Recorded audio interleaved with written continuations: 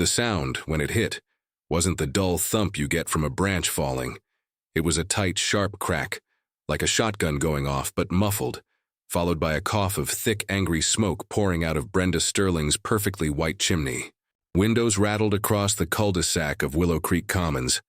Car alarms started singing, and frankly, I had to stop myself from sprinting out my door immediately. I just stayed glued to my back window, nursing my second cup of coffee and watching the black plume billow over her meticulously manicured roofline.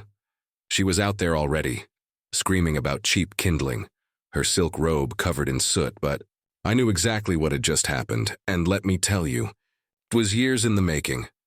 You see, I'm Thomas Vance, Tom to everyone, and I moved to Willow Creek 7 years ago looking for quiet after a messy divorce.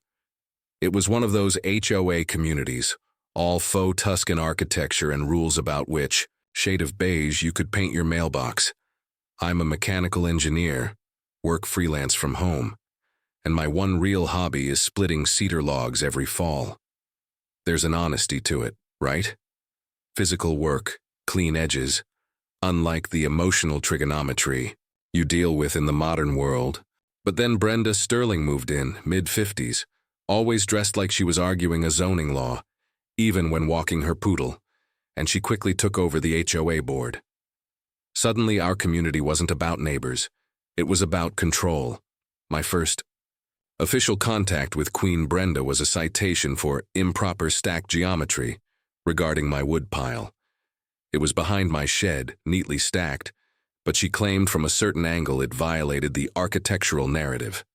I thought it was hilarious. I'm storing fuel, not submitting a thesis, but I moved it. I tidied it. I figured that was that. That was my mistake, assuming reason worked on a person whose currency is power. A few weeks later, the logs started disappearing.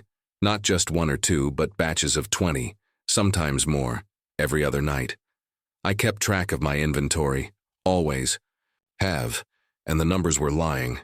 I figured maybe teenagers, maybe a desperate neighbor, no big deal at first. But when the thefts continued, and I found another one of Brenda's nastygrams in my mailbox, this one threatening a fine for fire hazard and pest risk due to the visible storage of offending materials, my blood went cold. The audacity, right? She was fining me for the wood that she was actively stealing. That night, I carved small, distinct X's onto the ends of a dozen cedar logs, a little engineer's signature. I set up a cheap trail camera near my gate, pointed squarely at the woodpile. The very next morning, the marked logs were gone, and the footage was gold. It showed Brenda around 11:45 p.m., wearing a pair of ridiculous high-heeled boots, the ones that had left telltale indentations in the soft grass, quietly loading my wood into her black SUV. She even paused, adjusted a scarf, and muttered to herself, "Well, it's not like he uses it for anything important." I didn't confront her immediately. I knew Brenda. Confrontation is oxygen to her ego. If I yelled, she'd deny it, claim harassment, and probably fine me for the noise. No, if I was going to beat the queen of technicalities, I had to fight her on her own terms, but with a touch of cinematic flair. That night, I didn't sleep much, but I had a magnificent grin plastered across my face. I pulled out my old sketch pad, the one I used for complex machinery designs, and wrote one phrase at the top: the Trojan Log Project. I spent the next 2 days in my workshop. I found 3 perfectly aged cedar logs, lightweight, easy to work, then used my drill press to carefully hollow out the core, leaving the outer shell completely intact. I sourced the powder, not from fireworks, but from my old model rocket kits, a relatively stable, low-yield composition designed for dramatic pop and smoke, not damage. The trickiest part was replacing the end plugs with custom-cut bark and ash-dusting the whole thing to make them indistinguishable from the real cedar. Each one was a masterpiece of petty, passive-aggressive engineering. I mixed the Trojan logs back into the pile and waited. Sure enough, 2 nights later, the motion alert pinged. I watched the live feed on my phone. Brenda, the Empress of Willow Creek, strutting in those ridiculous heels, loading 3 specific logs, my logs, into her truck. I took a slow, deep breath, knowing the fuse had been lit. The next day, I made sure to attend the HOA community meeting. Brenda opened with a smug speech, then moved straight to me, demanding a $300 fine for my persistent fire hazard. I raised, my hand calm as stone. "Brenda, is your documentation recent?" She smirked. "Within the last 48 hours, Tom." "Interesting," I said, leaning forward slightly. "Because in those 48 hours, half my woodpile was stolen. And funny thing, I installed cameras after the second theft. Guess who showed up on video?" The color drained from her face. She stammered, You can't do that. That's surveillance."